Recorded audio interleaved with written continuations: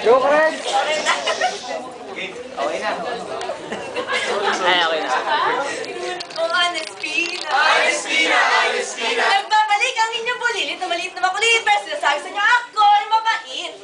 Ako po si Honest Pina. Honest Pina! Honest Pina! Ang inyong Executive Vice President mula sa partidong buo, na may hanggaring buo at serbisyong buo.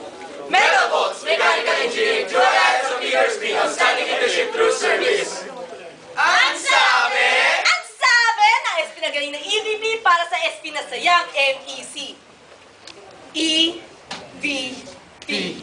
Ang sarap pakinggan, di ba? Executive ang datingan. Pero walang patutunguhan kung ang EVP nyo ay hindi maasahan. Kaya ako ngayon ay andito sa inyong harapan.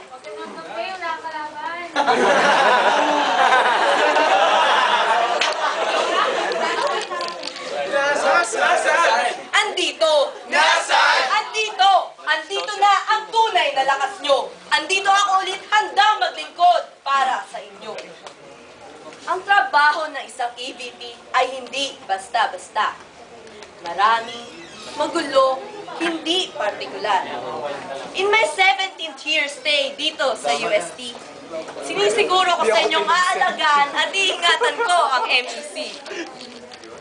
Mas magiging isa ang ME.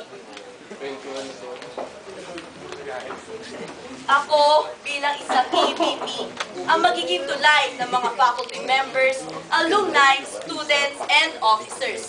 At sa darating na 75th anniversary ng ating departamento, integrated successive project ang handog ko sa inyo. These are projects that will benefit other projects. Marahil ang tingin ng marami sa inyo, ako daw ay mahina. Siguro nga, oo daw.